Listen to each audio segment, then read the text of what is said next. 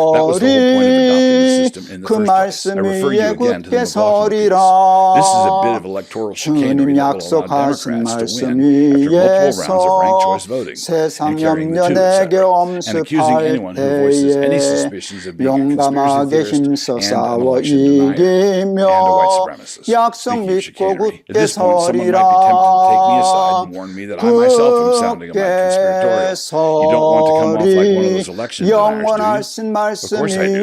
Let me roll out my troglodyte credentials. Paper ballots straight up, all counted on election night before 11 p.m. is the way.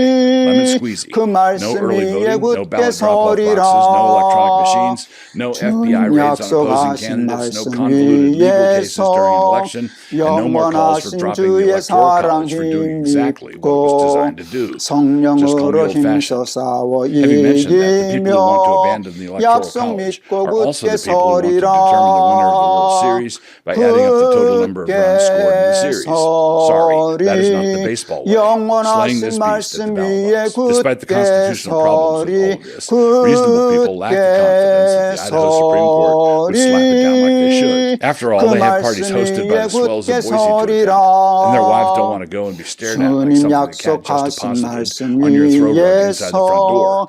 It kind of spoils the evening for her. Having mentioned the constitutional problems, even though that is not likely to be where the political action is, I should at least mention one aspect of the constitutional high-handedness involved in all this. Prop 1 actually extinguishes the First Amendment right of party expression. Parties no longer have the freedom to select their own nominees. Instead, they can easily be shackled against their will to one or more candidates who simply claim affiliation with the party and who made it past the general primary. In other words, someone who was the second choice of a bunch of Democrats could be the Republican office holder and wind up in that position because he was the second choice of a bunch of Democrats. But to disenfranchise a party like this is to rob individual citizens of the right to coordinate their political action with others, which in turn disenfranchises them. And so this measure is emitting noxious fumes that the Idaho Supreme Court is unlikely to smell, which raises the question of what is to be done. If this measure is going to be defeated, and have I mentioned that it needs to be defeated, it needs to go down at the ballot box. And by going down, I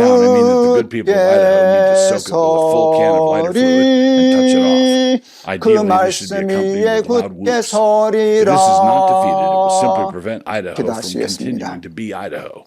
It will interfere with the state being able to govern itself as a majority conservative state, and will instead allow the same people who hate every form of electoral accountability to take complete control of the process here. They will do this in elections for the state legislature, for federal offices, and for statewide offices. It needs to be stopped the same way all monstrosity should be stopped. Unfortunately, the conservatives need to make up a lot of ground because we need to get this done in the next few weeks. If I might be so bold, may I ask that you send the link to this post to any of your friends who are Idaho voters? 말씀을 떠나면 하나님의 정신을 잃어버립니다. 말씀을 떠나면 모든 신앙이 형식적이 되고 부패하고 타락하게 됩니다. 그래서 중세 타락한 교회를 개혁할 때 개혁자들은 말씀을 앞세웠습니다. 말씀으로 돌아가자. 우리 한국교회 또 우리 교인들이 말씀으로 돌아가야 할 때가 되었습니다. 말씀의 풍년입니다. 말씀의 홍수입니다. 그런데 말씀을 지켜 사는 순종의 삶이 부족합니다. 우리 부족하지만 날마다 기막힌 새벽에 나와서 하나님의 말씀을 사모하고 듣는 우리들에게 순종의 영을 허락하여 주옵소서. 하나님의 말씀을 들음으로 하나님께 영광 돌리고 하나님을 기쁘시게 해드리며 우리의 세상과 삶을 하나님 나라로 만들어 나가는 일꾼들이 될 수 있게 주님 축복하여 주시옵소서. 예수 그리스도 이름을 받들어 기도하옵나이다. 아멘. Compare it to the other kind of situation, the really sad kind. A father has an entirely different relationship to his daughters than he does with his sons. It is not the case that he just has generic kids, and provided he treats them well, everything will unfold in exactly the same way. No, he's a man, and he's a man with sons and daughters. A good father is modeling for his sons what they should want to be like, while he is doing something very different for his daughters. For them, he is modeling what they should want a future husband to be like. A similar thing happens on the other side with mothers and daughters and mothers and sons. In this case, he is modeling the kind of man you should want, not the kind of man you should be. The paradigm for all this was established in the Garden of Eden long ago. Therefore shall a man leave his father and his mother, and shall cleave unto his wife, and they shall be one flesh. Genesis 2:24. Also see Matthew 19:5. Sons leave, daughters are given. This means the son detaches from his father in a manner that is very different than how a daughter detaches, although they both are separated from their families of origin in order to form a new family unit. When the Apostle Paul is writing about the different requirements for the sexes in the course of a service of worship, he says this, "Let your women keep silence in the churches, for it is not permitted unto them to speak, but they are commanded to be under obedience, as also saith the law." 1 Corinthians 14:34. As the law says. But where does the law say that? The most likely candidate is found in Numbers 30, the passage that talks about how to manage it when a daughter or a wife is made a vow to the Lord. I won't quote the passage at length here, but it is worth looking up and reading through carefully. Numbers 30, 3 through 16. In that passage, if a woman vows something to the Lord, her father has the authority to abrogate that vow when he first hears of it. But if he hears of it and says nothing, then her vow stands. This shows how even an abdicating father is held responsible. His inaction is treated by the law of God as action. If this young woman then marries, the same principle carries over to her new husband. If he hears of it and says nothing, then the vow stands. This shows that there is an analogous relation between a father and daughter, and a husband and a daughter. Both a father and a husband are heads, and at a wedding, that covenantal headship is transferred. But I would have you know that the head of every man is Christ, and the head of the woman is the man, and the head of Christ is God. 1 Corinthians 11:3. If the head of the woman is the man, referring to her husband, if we place these passages together, this means that her father was her covenant head before she was married. And why are you bringing all this up, you might be asking? I'm in love, so why the deep theology? Well, this is all going to be enormously practical in just a few months. The stronger and tighter your relationship with your dad, the more of a challenge it will be transferring that allegiance to a different man. Not only that, but a different man who's 30 years younger than your dad and that much more inexperienced and who doesn't have the same kind of deep account with you that your father does. But the only thing he has over your father is that he can probably run faster. But it is not hopeless. What he has going for him is that this whole thing is apparently a design feature. God intends for this to be done, so when it is done right, it really is glorious. But there are ways in which it can be done poorly, ineptly, or not at all. So it is a father's task to have his daughter's emotional bank account full and topped off. But he has to do this in such a way as enables her to transfer it all to another bank. If he does this right, he is giving a new and inexperienced husband a head start and time enough to learn the ropes. The new husband can draw on the account that the father established. But if dad is the wrong kind of alpha father, he's going to have trouble letting go, or his daughter might have trouble letting go, or both. And this is how the poor daughter becomes the rope in a tug-of-war. One of the temptations that comes to strong fathers is the temptation of viewing strong sons-in-law as competition somehow. This is a setup for all kinds of problems. When your dad gives you away, he's such a gracious Christian gentleman. I have no doubt that he will do it right. But sometimes daughters don't have their father's wisdom, and they compare their husbands to their dads in the wrong way. And there are fathers, and I'm afraid that I've seen them, who give their daughter's hand ceremoniously during the wedding, but no other way. They don't really let go, in other words. A young couple needs to fix it in their minds that they are establishing a new covenant household, one that, as households go, has the same rank as the households they grew up in. The household of the kids is not an annex to or extension of the households of the groom's family or of the bride's. After the wedding, we have 3 households, not 2.5. You don't want your oldest child to be 16 when he experiences his first Thanksgiving in his own home. I know you folks very well, and I know that they're committed to this principle that I'm describing, and so I know that they're not going to be difficult. But this should still be one of your expectations for Trent. You should be considering whether or not he's the kind of man who would shield you from your well-meaning in-laws, or if your folks were being difficult, from them as well. If you were getting undue pressure from his mother or from your father, which we obviously do not expect, he's the kind of man who will step in between. Will he be the kind of man who would say, "Mom, we really want to hear your concerns, and we will consider them and pray through them. But you really need to bring them to me and not to Darla." Good fences make good neighbors, and a good man is always a good fence. Compare all this to the other kind of problem. If a young woman has the other kind of daddy issues, she can't get away from home fast enough, or at least it appears that way.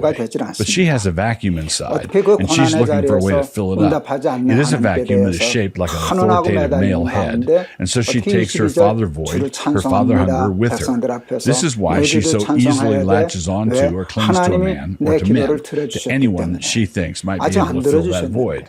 And so she goes off to empower herself through pole dancing or some other way of disappointing her father. Of course, there is no shortage of men around, but none of these men can fill that void, and a good 2/3 of them don't even want to.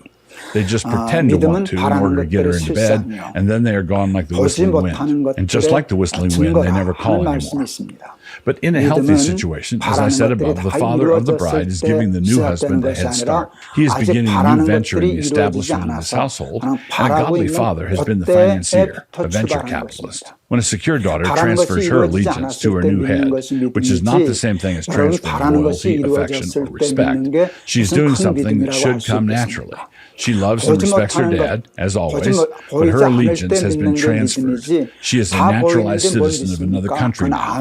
A woman used to carry her father's name, and now her last name is the name of her husband. When feminists kick at this, thinking that they are subverting the patriarchy, they are not actually keeping their womanly name. They are doggedly sticking with their father's name and their grandfather's and their great-grandfather's. They are being narrowly patriarchal in this. A Christian maiden is brought up knowing that a woman is not bound to one male line forever. She knows that each new generation of daughters is privileged to bring new life to a new line. This is God's design. A woman is supposed to take her husband's name. This is not a quaint Anglo-Saxon custom. It is fully biblical. Male and female created them and blessed them and called their name Adam in the day when they were created. Genesis 5:2. God created them, male and female, and placed his blessing upon that and called their name Mr. and Mrs. Adam. All the LGBTQ plus business is nothing less than hostility toward the blessing of God. You should therefore relinquish your father's name, and you should do it with joy. When your dad gives you away, it is so that you might take a name other than his, and that should bring him great joy.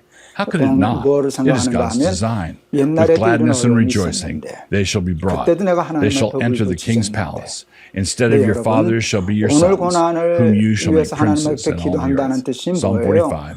15 and 16. Your Uncle Douglas. So thanks for watching our content. We really appreciate it.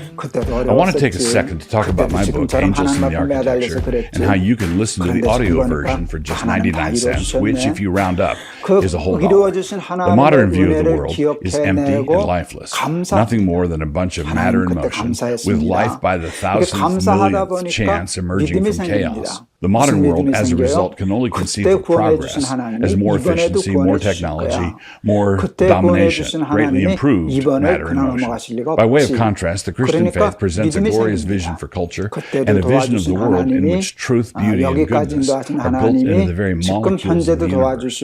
Angels in the Architecture, which I wrote together with Doug Jones, the book covers such diverse topics as creeds, poetry, history, the church, feasting, and storytelling. And here comes my best imitation of a salesman. The audiobook is now available at mycanonplus.com. If you haven't joined Canon Plus yet, what's wrong with you? Oh, yeah, excuse me.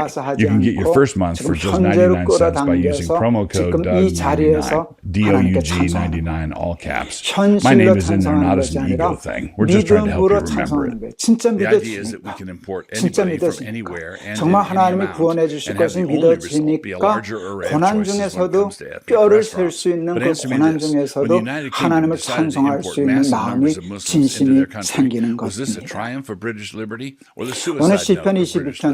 If you decide to pour a large amount of white sand into the sugar bowl, at some point it becomes no longer a sugar bowl. Somebody should have anticipated this. 하나님께 감사하고 하나님께 영광을 돌리는 것처럼 귀한 믿음이 어디 있겠습니까? 근데 그 최고의 찬송과 최고의 자랑과 간증과 영광은 그것이 이루어졌을 때가 아니라 그것이 이루어지기 전에 아직 삶이 깊은 수렁과 사망의 음침한 골짜기를 다니는 것과 같은 그 현장에서 믿음으로 그것을 패스오버하고 뛰어넘고 그리고 찬송하고 그 찬송을 미래로 가져가는 것이 아니라 현재로 가져와서 고난 중에 하나님을 찬송하는 기막힌 믿음의 행위가 나타나게 되는 것입니다. 욥의 찬송도 그런 것이 아니었겠습니까? 주신 자도 여호와시요 취하신 자도 여호와시오니 여호와의 이름이 찬송을 받으실지니라. 욥은 고난 중에 찬송했습니다. 고난 중에 기도하다가 그 기도가 믿어짐으로 찬송까지 이루어지는 그 믿음의 장부들의 모습을 우리는 성경에서 발견할 수 있습니다.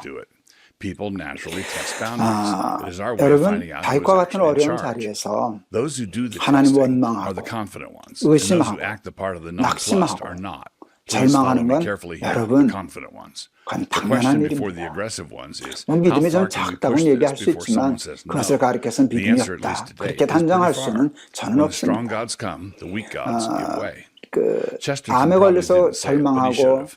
또 Those who don't stand 낙심하고 for something 하나님 fall for 원망하는 anything. 사람들에 We 대해서 are now in such a state of 믿음이 civic 없어서 disarray 그런다. that 함부로 we will 얘기하기 fall for 쉬운데 anything.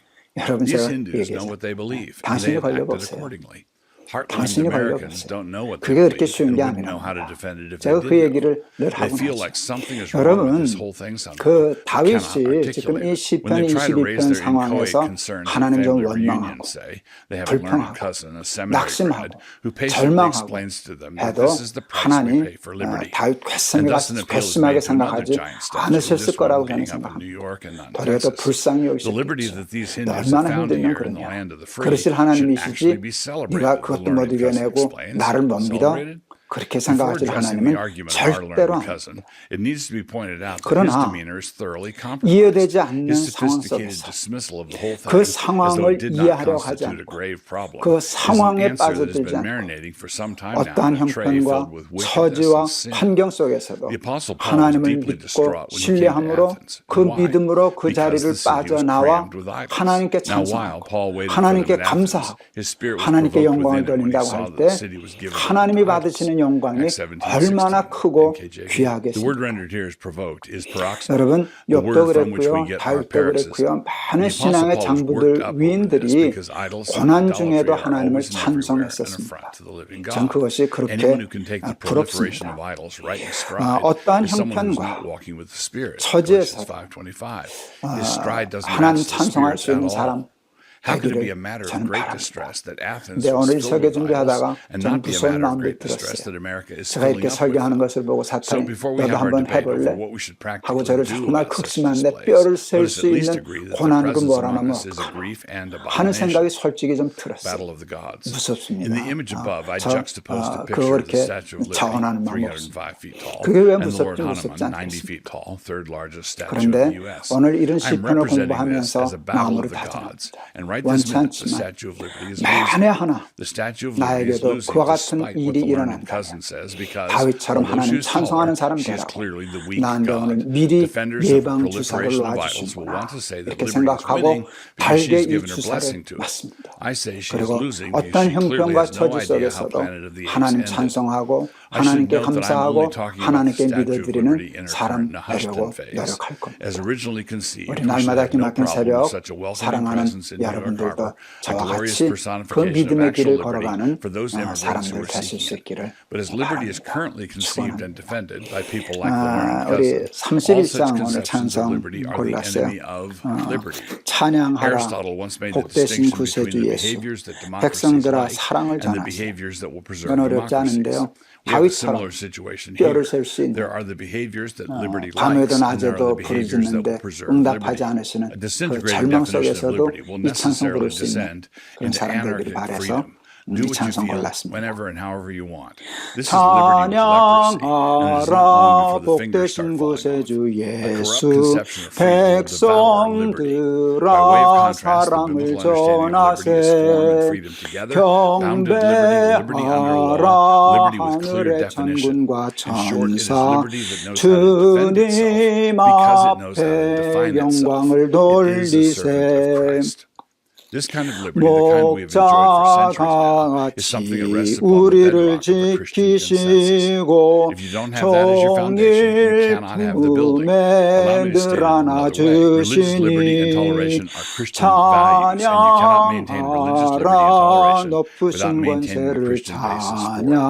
You cannot have one without the other. This means that if you have a liberty-loving republic that has historic Christian roots, you cannot maintain that liberty by bringing in boatloads of people who embrace a religious faith that is 복되신 either hostile or 구세주 indifferent to the 예수 very idea of liberty. This is easy 우리 to mock, I know, but it is 대신 not divisive to warn 죽임을 the divisive man twice, and 당했네 that have nothing to do with it. Titus 3:10 and 11. 구주 Let the reader 예수 understand. 영원한 Think about it for a 구원의 minute. In the 소망 current come one, come all approach to immigration, has anyone thought this thing 경배하며 through? In the 겸손히 grip of the current mania for immigration that has 절하세 gripped the center left and leftward, whether that statue stays up or not is a simple 우리 question of whether we 죄지신 open the floodgates to a larger 예수 number of Muslims than Hindus. 그의 If the Muslims flood Texas, no more 사랑 Lord 한없이 Hanuman. Doesn't anybody remember what the 크셔라 Taliban did to the ancient Bamiyan Buddha statues? Or we could go the other way. Let us import a huge number of Hindus into Michigan and have ourselves our very own Pakistan-India border. So I'm not arguing for a commando attack on the island or a vigilante approach to it. This is a job for the civil magistrate to figure out. One of the first things to look at would be our immigration policy. This statute did not happen because a large number of native Texans started seeking enlightenment from the East. This happened because of a loose and reckless approach to immigration. A wise immigration policy does not tie two cats together by the tail and then throw them over a clothesline. Having said this much, I do understand how easy it is to mock such a statement as nativistic jingoism. An appeal is made to the inscription on the Statue of Liberty, "Give me your humbled masses," and so on. The idea is that we can import anybody from anywhere and in any amount and have the only result be a larger array of choices when it comes to ethnic restaurants. But answer me this, when the United Kingdom decided to import massive numbers of Muslims into their country, was this a triumph for British liberty or the suicide note of British liberty? If you decide to pour a large amount of white sand into the sugar bowl, at some point it becomes no longer a sugar bowl. Somebody should have anticipated this. 기도하시겠습니다. And to anticipate the response of the 고난이 ethnic 끝난 idolaters, 후에 the sugar is sweet because 기도의 it is 응답을 Christian, 받은 not because 후에 it is white. 누가 하나님을 찬송하지 And I must say, I 아니하겠습니까? don't have much 누가 use at all 하나님의 for the 이름을 bros whose 자랑하지 idea of a solution 않겠습니까? is to fill our bowls with 그런데 Nordic white sand. 다윗처럼 The DNA of their sand 하나님께 is superior, or 부르짖어도 would be if sand 응답이 had 없는 것 DNA. 같이 And 느껴지는 their mortal 절망의 enemies to the left 자리에서 who are trying to make us all use brown sand. I can't say 혀가 that I have any use for either of these 뼈의 views. 진액이 마르고 All they know how to do is wreck the 자기가 자기 몸의 뼈를 다 셀 수 있을 정도로 극한 고난 중에서도 과거에 은혜 주신 하나님을 기억하고 그 믿음으로 이 어려움들 Samuel 이겨나갈 Johnson once 것을 observed that we 믿고 more often need to be 찬송하고 reminded than we need to be 영광 돌리는 instructed. 다윗의 Instructing someone on what he 믿음이 already knows is an 부럽습니다. irritation. 하나님 Reminding someone of what we all 저희들에게 confess 그 is a 믿음을 needed reminder 허락하여 is a blessing. 주시고 우리의 그 믿음 때문에 하나님 영광을 받아 주시옵소서. 예수 그리스도 이름을 We need to 받들어 consider a passage which is familiar for many reasons. The Lord Jesus quotes it when he tells us what the greatest commandment in all Scripture is, Luke 10:27. This passage contains the great Shema, recited by the Jews constantly. Hear, O Israel, the Lord our God is one Lord. This is the passage that led many of us to undertake the high calling of Christian education for our children. When you walk along the road, when you are sitting in your house. But there's another that you'll hear for us. Quote, "Then beware lest thou forget the Lord, which brought thee forth out of the land of Egypt, from the house of bondage." Deuteronomy 6:4-13. Beware lest thou forget. Hear, O Israel, the Yahweh our Elohim is one Yahweh. Verse 4. In paraphrase, we might say that Jehovah, our gods, is one Jehovah. And you shall love the Yahweh, your Elohim, with everything you've got. Verse 5. These words that Moses is delivering shall reside in your heart. Verse 6.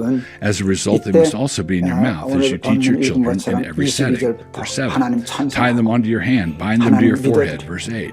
These two locations indicate behavior and thought. Be careful, little hand, what you do. Be careful, little head, what you think. Write them down on your doorposts and gates, verse 9. Then, when God gives you an abundance of his goodness, verses 10 and 11, you must watch out lest you forget the Lord who brought you out of the house of slavery, verse 12. You shall fear the Lord and serve the Lord and take your oaths in his name, verse 13. We love by remembering. There are a number of verbs in the imperative in this passage. Hear, love, teach, talk, bind, write, fear, serve, and swear.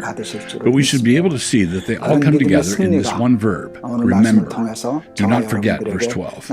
We know from the New Testament that the highest form our obedience takes is in submission to the great command to love. But what do you do exactly when you love? Should you grit your teeth and radiate love rays? No, we love by remembering. Remembering grace is not a work.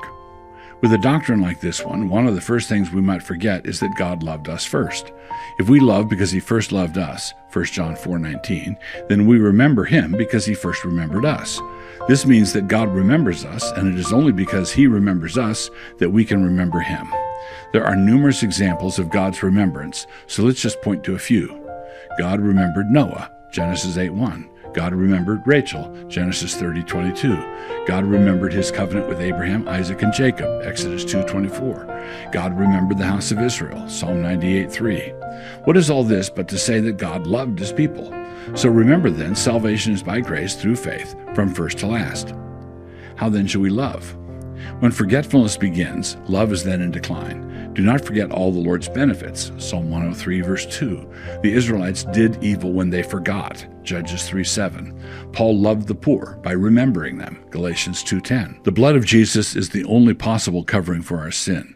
A cloak of forgetfulness can't cover sin because forgetfulness is one of the greatest of sins. Never hide your dirty sins under a pile of bigger dirty sins. Never hide your crud under worse crud. That's smart. Walk backwards into the future. Samuel Johnson once observed that we more often need to be reminded than we need to be instructed. Instructing someone on what he already knows is an irritation. Reminding someone of what we all confess is a needed reminder is a blessing. Quote, therefore, I intend always to remind you of these qualities, though you know them and are established in the truth that you have. I think it right, as long as I am in this body, to stir you up by way of reminder. This is now the second letter that I'm writing to you, beloved. In both of them, I'm stirring up your sincere mind by way of reminder that you should remember the predictions of the holy prophets and the commandment of the Lord and Savior through your apostles. 2 Peter 1, 12 and 13, 3, 1 and 2. What are we to remember? We have a Bible full of things to remember, not to mention a creation full of them. But let us set our lives in order. We are to remember the law of God. We have this in our text. God delivered us from the house of slavery, and his laws are life. Love is defined by the law, Romans 13:8. Of course, if we've forgotten God and his word, that same law condemns us and drives us to Christ. We are to remember the salvation of God. We see this through the Passover in the Old Testament, Exodus 12:14, and the Lord's Supper in the New, 1 Corinthians 11:24-26. We are to eat this bread and drink this cup as a remembrance and a reminiscence. We are to remember the process of sanctification throughout the course of our pilgrimage through this world. We have a duty in perseverance in any kind of long haul. Is that which enables you to remember when the thought comes into your head, why am I doing this again?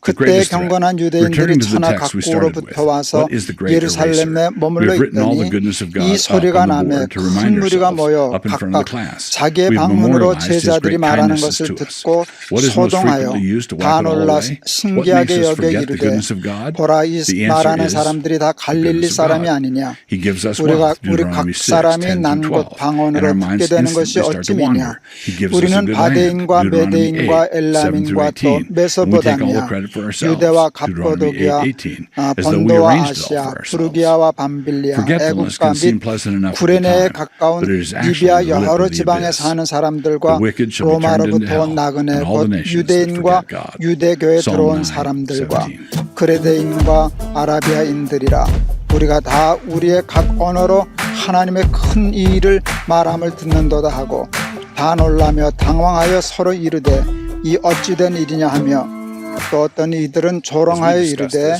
그들이 새술에 취하였다 하더라. 아멘. 하나님이 인간을 창조하실 때에 우리 하나님의 영으로 창조하셨지 않습니까? 그래서 생명이 된지라 이렇게 이제 성경은 말씀하고 있습니다. 하나님의 영은 하나님의 생각, 하나님의 마음, 하나님의 철학, 하나님의 가치관과 같은 것이라 제가 우리 날마다 기막힌 새벽 창세기 이야기하면서 우리 얘기했던 적이 있습니다. 그러므로 하나님의 영의 창조함으로 우리는 하나님과 영과 영이 통하고 마음과 마음이 통하고 생각과 생각이 통하고 말과 말이 통하는 그런 관계가 되었습니다. 그런데 타락하면서 소중한 하나님의 영을 쏟았습니다. 다른 다른 관이, 다른 생각이 들어왔습니다. 사탄의 유혹에 빠져서. 그래서 하나님과 말이 통하지 않게 되었습니다. 마음이 통하지 않게 되었습니다. 생각이 서로 다르게 되었습니다. 그러므로 하나님의 영, 하나님의 말씀으로 말미암아 이루어졌던 세상의 그 전 단계, 공허하고 혼돈하고 흑암이 깊은 무질서한 지금의 세상이 되고 말았습니다. 예수님이 이제 부활하시고 승천하시면서 우리 어제도 다루었지만 지난 시간에도 다루었지만 이스라엘 나라를 회복하며 언제입니까 할 때 예수님은 하나님 나라를 말씀하셨잖아요. 그러면서 너희들이 몇 날이 못 가서 성령을 받을 터인데 성령을 받으면 하나님 나라가 임하고 너희들은 그 하나님 나라의 증인이 될 것이라 라고 말씀하지 않으셨습니까? 예수님 말씀대로 몇 날이 못 가서 저들은 성령을 받았습니다. 성령의 충만함을 받았습니다.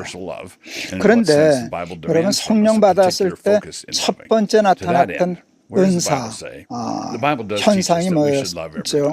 방언 아닙니까? 여러분 방언이 터졌습니다. 여러분 방언의 의미가 뭘까요?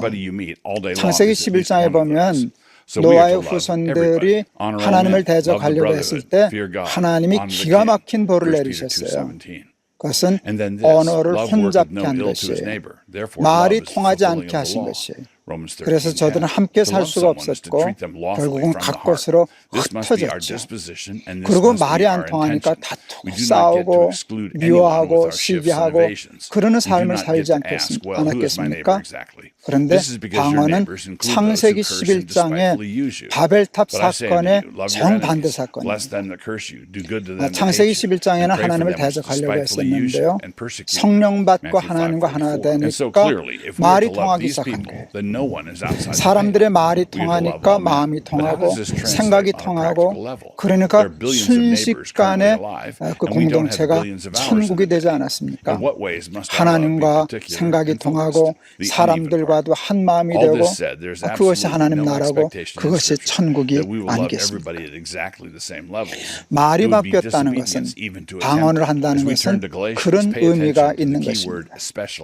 우리는 세상에 살면서 세상의 언어를 가지고 삽니다. 세상의 가치관과 철학에 휩싸여서 삽니다. 교회를 다니고 예수를 믿는다고 하고 혹은 목사라 하고 혹은 장로라고 하지만 그 가치관이 바뀌지 않은 사람들이 많습니다. 언어가 바뀌지 않은 사람들이 많습니다. 세상의 언어, 세상의 생각, 세상의 가치관을 가지고 교회만 다니면서 사는데 그것은 예수 믿는 사람이 아닙니다. 딴 말을 해야 됩니다. 예수 믿는 사람들은 방언을 해야 됩니다. 세상 생각과 세상 가치관과 다른 사고방식을 하면서 살아야 합니다. 암 얘기를 매 시간마다 하는데요. 암에 걸리니까 암에 걸린 사람들이 말이 있더라고요. 짜증, 불평, 원망, 두려움, 불안. 이게 암에 걸린 사람들의 언어입니다. 어느 날 그게 부끄러웠어요. 나 예수 믿는 사람인데 나 목사인데 세상 사람과 똑같이 힘들다고 짜증내고 불평하고 원망하고 사는 것이 옳지 않다 생각했어요. 그래서 제가 엉뚱한 생각했어요. 방언을 받아야 돼요. 방언의 은사를 받아야 됩니다. 짜증내지 말고 감사하자. 불평하지 말고 찬송하자. 그리고 얼굴도 찌푸리지 말고 늘 힘들어도 웃는 얼굴로 살아보자. 전 그게 암 환자들의 방언이라고 생각했어요. 그래서 사실은 우리 CMP 집회에 왔을 때도 제가 우리 방언하자고 그렇게 한번 설계했던 기억이 있습니다. 여러분 그러면 세상이 달라집니다. 갑자기 아픈 통증이 없어지는 건 아니겠지만 죽음이 없어지는 것도 아니겠지만 딴 말을 하는 거예요. 죽음 앞에서 이 말을 하던 사람이 저 말을 하는 것이에요. 이런 표정과 태도를 가지고 살던 사람이 다른 삶을 사는 것이죠. 그게 예수 믿는 게 아니겠습니까? 여러분, 말은 쉬운데 제일 어려운 일이죠. 우리의 힘과 우리의 결심과 우리의 결단과 우리의 노력으로 이룰 수 있는 문제는 아닙니다. 그것은 성령의 능력으로 되는 것입니다. 오순절날 성령을 받으니까 하나님의 능력으로 그 일이 이루어진 것입니다. 그러므로 예수 믿는 사람들에게 가장 중요한 것은 성령으로 거듭나는 것입니다. 그것을 사모하고 하나님 앞에 기도하고 간구하는 마음이 있어야 성령은 어떻게 하면 받나? 쉬워요. 구하면 주셔요. 우리 마태복음 7장에 구하라, 찾으라, 두드리라 하는 말씀이 있는데 누가복음 11장에도 같은 말씀이 있어요. 똑같은 말씀이에요. 그런데 누가복음 11장에는 굉장히 중요한 말씀 하나가 더 붙어 있어요. 아버지께서 구하는 자에게 성령을 선물로 주시지 않겠느냐. 다른 거 다 구해도 줄 거야. 일용할 양식도 줄 거야. 다른 것도 다 난 주고 싶어. 근데 너희들은 왜 성령으로 거듭나게 해달라고 기도하지 않니? 예수는 승천하시면서 제자들에게 성령 받기를 위하여 기도하라 가르치셨어요. 기도했어요. 몇 날이 못 가서 오순절날 저들이 성령을 받으니까 여러분, 말이 그날로 바뀌었어요. 훈련해서 바뀐 거 아니에요. 공부해서 바뀐 거 아니에요. 노력해서 바뀐 것 아니에요. 그냥 바뀌었어요. 말이 달라졌어요. 생각이 달라졌어요. 철학이 달라졌어요. 삶이 달라졌어요. 그냥 하나님 나라가 되었어요.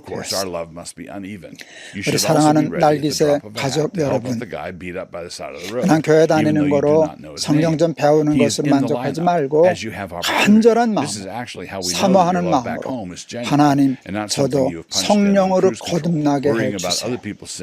방언받게 해주세요. 말이 바뀌게 해주세요. 생각이 바뀌게 해주세요. 가치관과 인생관과 철학이 달라서 세상에 살지만 하나님 나라 백성처럼 살 수 있는 능력을 저에게도 허락해 주세요. 기도하면 오늘 본문에 나타난 오순절 이 역사가 오늘 저와 여러분에게도 나타날 줄을 믿습니다. 성령으로 거듭나서 하나님 나라의 언어를 하며 살아갈 수 있는 저와 여러분들 다 되실 수 있기를 주의 이름으로 축원합니다. 오늘 찬송하려는데 190장 제가 골랐어요. 옛날 우리 할머니들 참 좋아하시고 그랬던 찬송인데 요즘 잘 못 불렀어요. 성령이여 강림하사 나를 감화하시고 애통하며 회개한 마음 충만하게 하소서. 예수여 비오니 나의 기도 들으사 애통하며 회개한 마음 충만하게 하소서. 우리 이 가사대로 간절히 사모하는 마음으로 한번 찬송하겠습니다. 성령이여 강림하사 나를 감화하시고 애통하며 회개한 마음 충만하게 하소서. 예수여 비오니 나의 기도 들으사 애통하며 회개한 마음 충만하게 하소서. 성령이여 강림하사 크신 권능 주소서. 원하 If a man say, I love God, and hateth his brother, he is a liar, for he that loveth not his brother whom he hath seen, how can he love God whom he hath not seen? 1 John 4:20. The progressive refuses to love the seen, which bleeds over into hating the seen, and the malicious one refuses to stop hating the unseen, which bleeds over into hating the seen. Both of them together are refusing the way, and they deserve each other. You can hear them quarreling as they disappear into the fog. And now I beseech thee, lady, not as though I wrote a new commandment unto thee, but that which we had from the beginning, that we love one another. 2 John. It is also worth mentioning that I don't accept the common metric that locates Nazis on the right. They were nationalistic socialists who were teamed up with Stalin for the First World War. We should want nothing whatever to do with them, meaning that I'm not trying to break up the coalition here. I want to deny them entrance into the coalition. 성령 Dear God, thanks for the nudge. We apparently got distracted from our task. Your letter reminded me that we still have a considerable amount of ground to get to. So we already covered how it is okay to be white. Radical, I know. People who are white should be grateful to God for it, but not proud. And people who are black should be grateful for that, and also not proud. Thanksgiving and conceitedness are two very different things. But someone is going to object and say that in a Eurocentric culture, such as ours has been for some centuries now, the white guy has a lot more to be grateful for than does the black guy. He has all that quote-unquote white privilege. But this objection is only an objection if egalitarianism is true, which it isn't.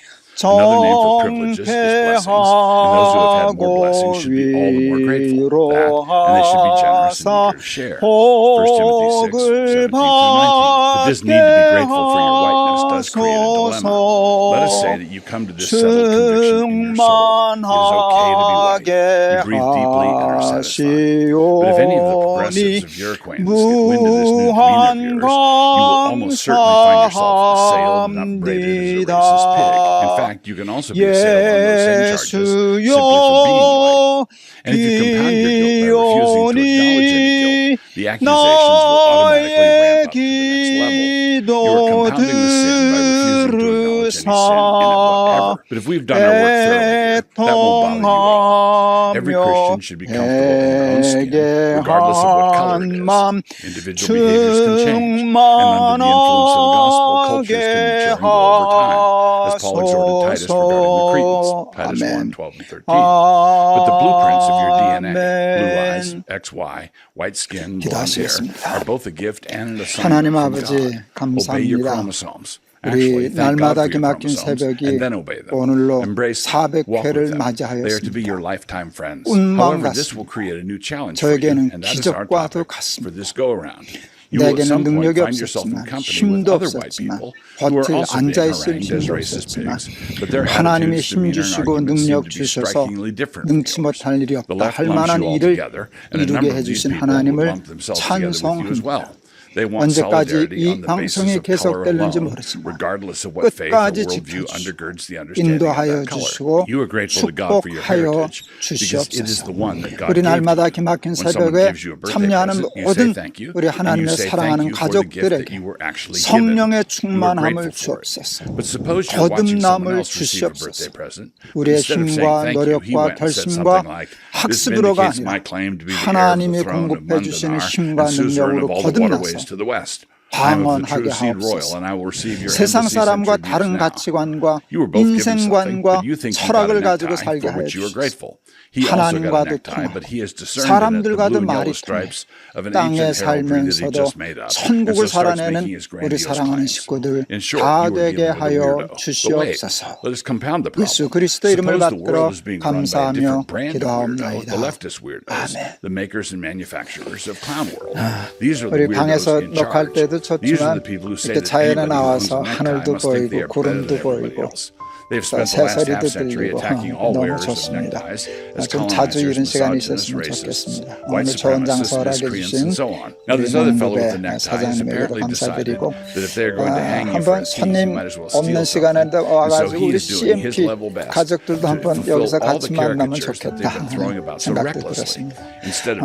우리 성령 충만하셔서 세상 사람과 다른 말 하나님과 통하는 말 하면서 살아가는 우리 식구들 되시길 바랍니다. But from all 여러분 appearances, the charges 감사합니다. are slander in your 여러분 case seem to be 승리하세요. fairly accurate. 여러분 It is. 사랑합니다. Now what? You will be attacked regardless. For do you not own a necktie? But the accusations are false. Do you have any responsibility to try to help out the delusional guy or to stand by him? Even if you don't share in his confusion at all, the mere fact that you feel sorry for him, perhaps understanding how he got there, is another strike against you. And sometimes the association is inescapable. He turns out to be your younger brother, for example. But enough with the necktie metaphor. You don't want these things to get away from you. A real resistance to the hegemonic secular project has been starting to form. That resistance is still inchoate, but it is real. There are some genuine encouraging signs. People are starting to wake up to woke, and it is truly heartening to see. But remember, in the meantime, over the last half century, what has the playbook of the left been? Anybody to the right of Mitt Romney or John McCain has been called a Nazi racist, fascist pig, and a misogynistic cave dweller. And even those two room-temperature tapioca rhinos, as soon as they got the Republican nomination, became a Hitlerian threat to the left. Now, at just the moment when the absurdity of all this slander had gotten to peak levels, and all the normies were scratching their heads and asking, is it really racist to mow your lawn? We discovered that old Slewfoot, let us call him, had arranged for a bunch of people on the right to pop up and start saying a bunch of genuinely rancid and malevolent things about Jews, about blacks, about women, and we are all summoned to listen to these tirades. For are these not the sayings of the king of Mundanar and his friends? So at just the point when the asininity was going to be exposed to all, some low-rent intellectuals popped up in order to try to demonstrate to the world that the slander was not slander at all. Now these people are either malicious or midwits or both, or they are FBI bots. Just within the last year, various Hitler as Christian Prince memes have started to circulate widely. I even saw a video that wanted to lionize the 1936 Berlin Games as a cheeky exercise of white boys having their summer fun. And you may have seen the online ruckus that happened after I said that the maker of that video was presumably a Fed. Some folks admonished me for slandering the poor fellow like that, but it was a joke, not a slander. But even as a joke, it had a sharp edge. If that guy actually were a Fed, he wouldn't be doing anything differently at all. He wouldn't be behaving any differently. And he would also be due a raise and a promotion, for he is doing a fine job. His assignment would have been to make all activists on the right look like they were either morons or malevolent, and to make any responsible conservative leaders look like they were willing to harbor morons or the malevolent. Let us take a lesson from the Ray Epps episode. But Americans are terrorists. You are. Yes, you are. Guys, you are. Guys, I'm not saying they've already given it up there. I'm going to put it out there. I'm probably going to go to jail for it. Tomorrow, we need to go into the Capitol. Into the Capitol. What? 안녕하세요. 김동호입니다. 오늘도 우리 날마다 기막힌 새벽 계속할 수 있게 되어서 얼마나 감사한지 모르겠습니다. 오늘도 주실 하나님의 은혜를 사모합니다. 오늘 우리가 같이 분석할 말씀은 사도행전 12장 20절에서 25절입니다. 사도행전 12장 20절에서 25절. 헤롯이 두로와 시돈 사람들을 대단히 노여워하니 그들의 지방이 왕국에서 나는 양식을 먹는 까닭에 한 마음으로 그에게 나와 왕의 침소 맡은 신하 블라스도를 설득하여 화목하기를 청한지라. 헤롯이 나를 택하여 왕복을 입고 단상에 앉아 백성에게 연설하니 백성들이 크게 부르되 이것은 신의 소리요 사람의 소리가 아니라 하거늘 헤롯이 영광을 하나님께로 돌리지 아니하므로 주의 사자가 거친히 벌레에게 먹혀 죽으니라. 하나님의 말씀은 흥왕하여 더하더라. 바나바와 사울이 부조하는 일을 마치고 마가라 하는 요한을 데리고 예루살렘에서 돌아오니라. 예수를 믿으면서 하나님의 말씀을 읽으면서 이제 얻는 삶의 교훈과 지혜가 참 많습니다. 그리고 그 말씀을 통해서 이렇게 살아야 되겠다.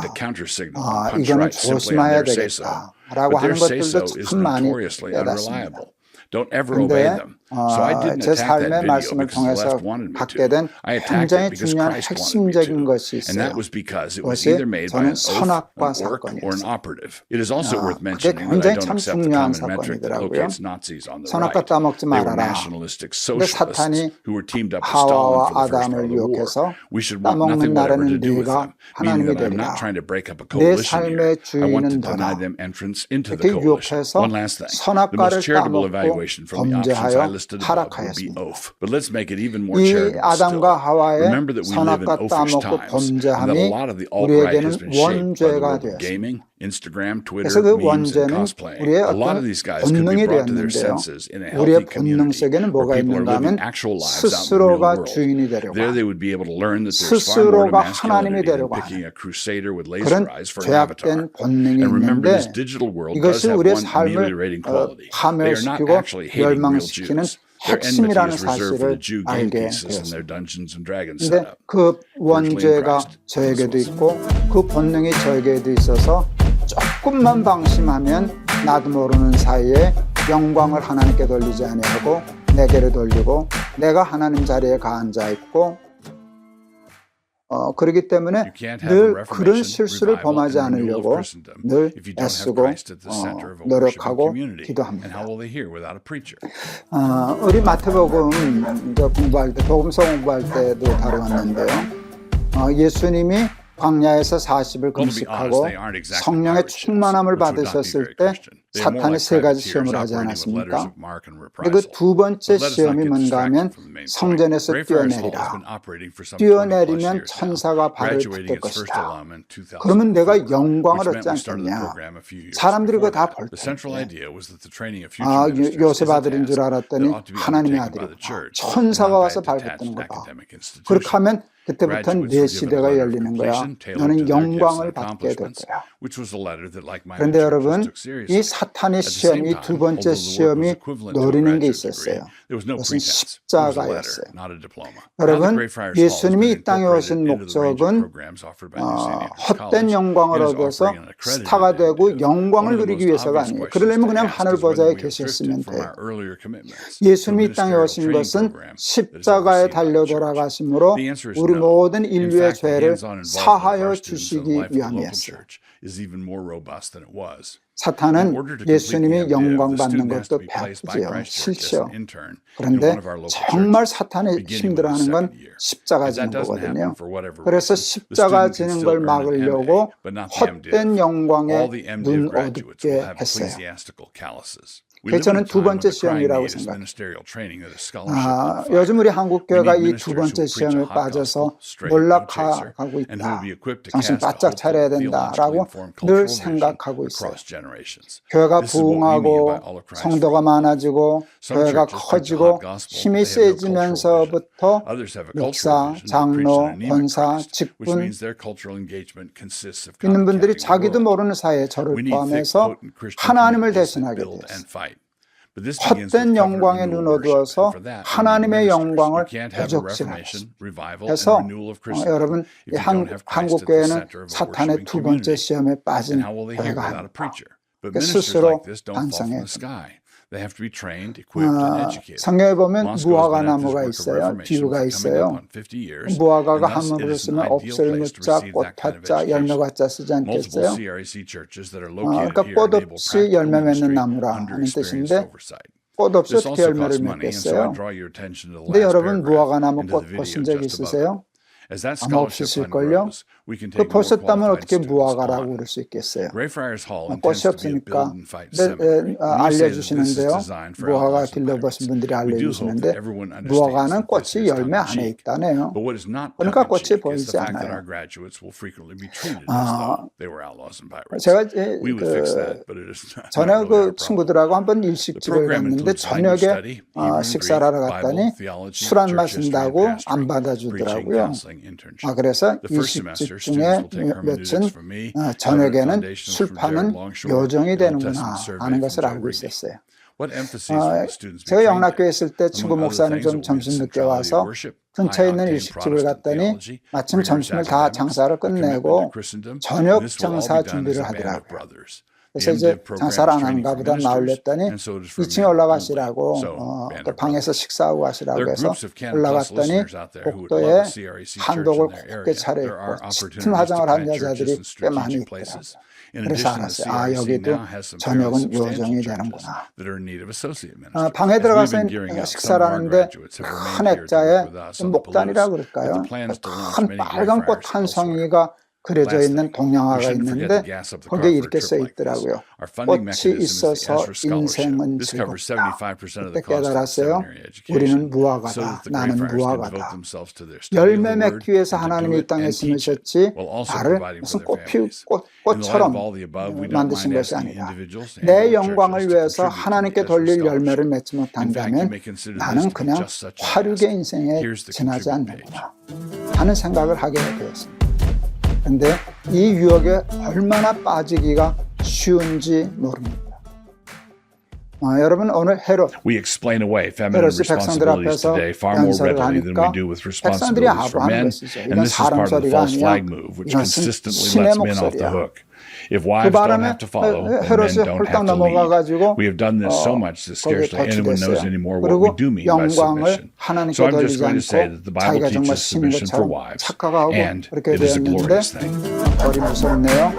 충이 먹어 벌레 먹어. 여러분 우리에게는 원죄가 있어요.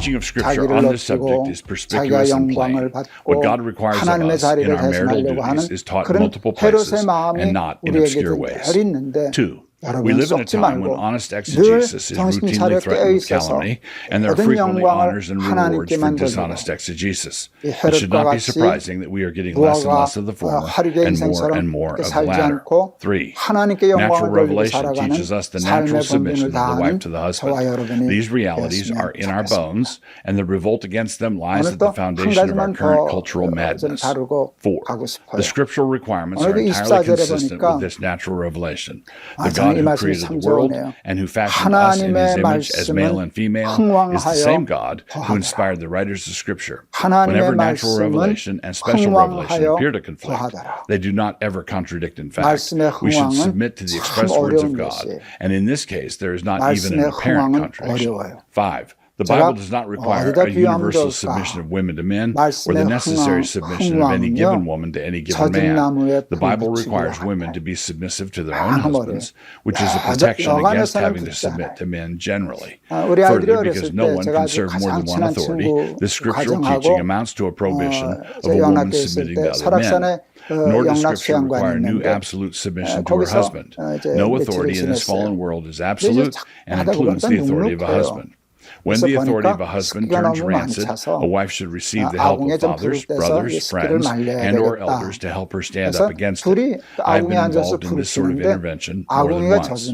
6. At the same time, in a healthy society, if wives are generally submissive to their own husbands, there will be a cheerful deference to the leadership of men generally, a reality to be welcomed and not resented. This is a deference to the fact of male leadership, not the quality of it. When male leaders are tyrants, fools, and scoundrels, godly women will have as much objection to it as godly men do. 7. The requirement of submission within marriage does not prohibit the occasional circumstance when a woman in civil society finds herself in a leadership role over men. Deborah, Esther, and Lydia come to mind. At the same time, when feminine leadership becomes widespread and common in a society, it is not a sign of progress at all, but is rather a sign of cultural decadence driven by male fecklessness. 8. In Christian theology, there is no tension between authority and submission on the one hand, and essential equality on the other. God the Father is the eternal Father of the Son, and yet the Father and Son are equally the one true God. The husband is the head of his wife, and yet they are one flesh. Men and women stand on level ground when it comes to being created in the image of God, Genesis 1:27, when it comes to the fact of our fall into sin, 1 Corinthians 15:22, and when it comes to our position in Christ, Galatians 3:28. Men and women are clearly equal in these senses, and so the teaching of the Bible elsewhere on the submission of a wife to her husband means that submission to an equal is not an incoherent concept. 9. Women have a deep creational need to be loved and led, so that they might submit and follow, and men have a deep creational need to be respected and followed. And when these needs are thwarted or otherwise frustrated, the end result is deep unhappiness for both sexes. 10. 찬성 At the same 생각했어요. time, because of the curse that followed the fall, women have a deep resistance to dutiful submission, even though such submission would lead them into the joy and true satisfaction that comes from obeying God. It may or may not improve the marriage, depending on his sin issues, but it will most certainly improve her walk with God. The prophecy that her desire shall be for her husband was not speaking of romantic getaways, but rather predicting that there would be a struggle for mastery. So instead of trying to gain mastery over her husband, she should struggle to gain mastery over this besetting impulse within herself. 11. The Bible does not teach husbands to enforce the requirement that was given to their wives. Since true submission is a matter of the heart, rendered by grace through faith, a husband does not have the capacity to make this happen. His first task is therefore to love his wife as Christ loved the church. He is to lead by example. 12. The fact that husbands cannot mandate or manufacture this does not make it any less mandatory. Wives are to be submissive to their own husbands in everything. The marriage service rightly includes a vow for the bride to obey her husband. 13. The relation of head and body is a constant relation, one that does not come and go. It is not the case that the husband has mere tie-breaking authority. 14. Liberty for Christian wives cannot be enjoyed outside of their appointed sphere. A woman who rejects her obligation to love, honor, and obey is like a bird who has thrown away the constraints of having wings. 15. Submission is an erotic necessity. The abandonment of this basic marital responsibility is the cause of much unhappiness and has also been a cause of the resultant pursuit of erotic delusions offered by multiple partners or by various perversions. 16. Submission practiced poorly does not discredit those who practice it well, and neither does it vindicate those who do not attempt it at all. And conversely, the decision to accept the Bible's teaching on this subject does not obligate one to defend the many appalling things that are done in the name of following the scriptural pattern. A math student who does all his problems wrong and the student who refuses to do them at all have far more in common with one another than they do with the student who did his assignment properly and turned it in on time. 17. The liberation of women was a false flag operation. The true goal was the liberation of libertine men. And in our day, this is a goal that has largely been achieved. These were men who wanted the benefits for themselves that would come from easy divorce, widespread abortion, mainstream pornography, and a promiscuous dating culture. The early 20th century was characterized by the Christian wife. The early 21st century is characterized by the tattooed concubine. And these sons of Belial have the chutzpah to call it progress for women. 18. The general dominance of men over women is inescapable. And so this means that when godly rule, via submission in the home, is relegated to the margins, it will be replaced by an ungodly domination over women everywhere else. We cannot succeed in placing men and women on the same footing, but the attempt to do so can most certainly result in Bruno taking his showers at the YWCA. 19. The God who gives us our commands is the same God who designed and created us. His commandments are therefore good, righteous, and true, and they fit perfectly within the creation order. As wives seek to learn how to live these principles out, they are trying to overcome sin. They are not trying to overcome their nature. Rather, they are growing up into their true nature, which is the only liberation that matters. 20. Submission that is invisible is not really submission at all. As submission is cultivated in the home, it needs to be expressed. It cannot exist as a set of hidden resolves or good intentions. Respect must be verbalized, and the demeanor of submissive deference must be plain to everyone in the home. 21. For each one of these theses, there is, of course, a corresponding set of responsibilities for the men. Not only so, but the failure of men to conform to God's pattern has been more spectacular than the failures of women. But I'm not listing those responsibilities here because we live in a time such that whenever submission is mentioned, we rush to explain, qualify, contextualize, and otherwise assure the world what we don't mean. We explain away feminine responsibilities today far more readily than we do with responsibilities for men, and this is part of the false flag movement, which consistently lets men off the hook. If wives don't have to follow, then men don't have to lead. We have done this so much that scarcely anyone knows anymore what we do mean by submission. So I'm just going to say that the Bible teaches submission for wives, and it is a glorious thing. 하나님 저희들을 지켜주시옵소서.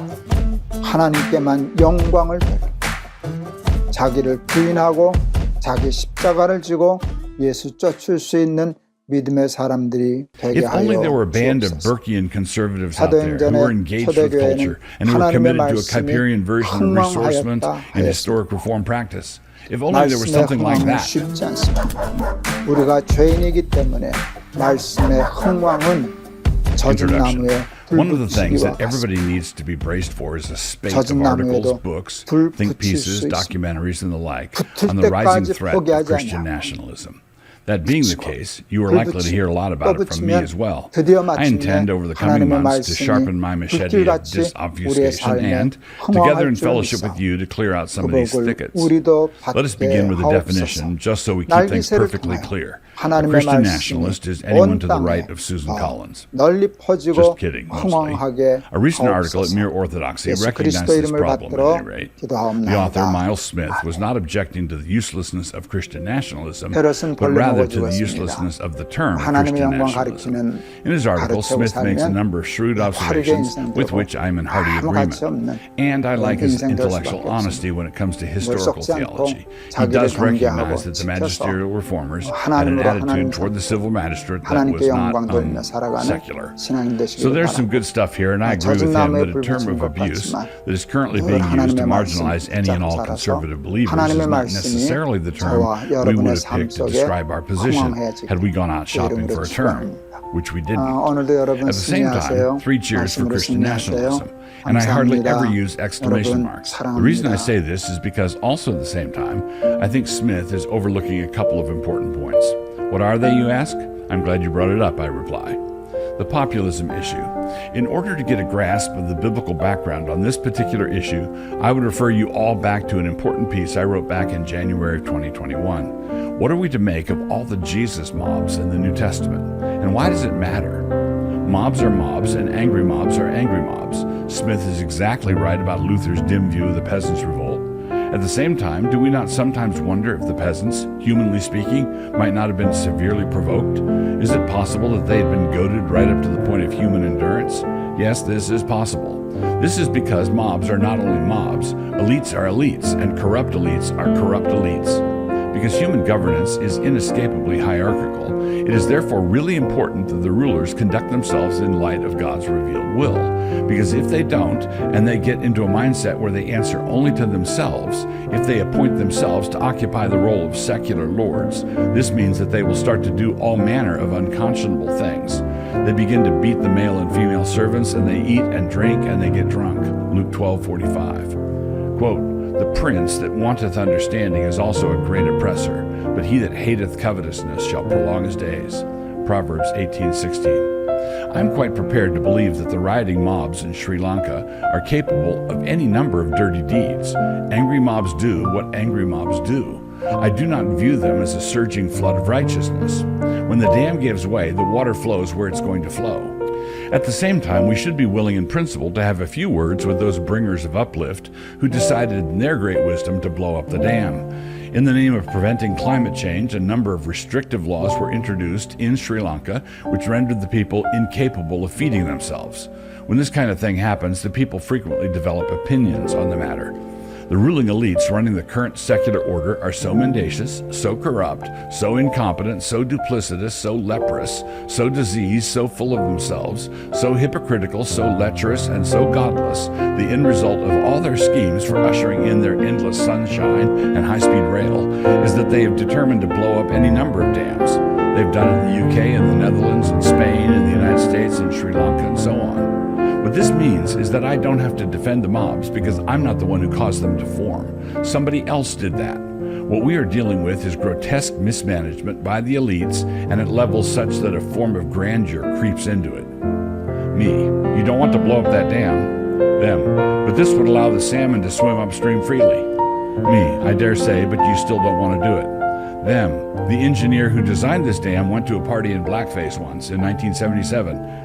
Me, still it would be enormously destructive to blow it up. Them, we're gonna because Antifa rocks. Kablooey, sound of a towering wall of rushing water. Them, aye. Me, this is what happens. Them, why are you defending the J6 incursion? Me, I'm not defending anything, I'm explaining. And the explanation includes the fact that you are the ones fomenting all of this. The Moscow issue. I'm going to keep this conclusion relatively short because whenever I'm forced to talk about the influence of the Moscow Project, I'm acutely aware of the fact that I'm trapped between the Scylla of Proverbs 27:2 and the Charybdis of 2 Corinthians 12:11. This embarrasses me no end, and so I'm forced, while writing about this kind of thing, to dig a chastened divot in the carpet of boasting with my toe of humiliation.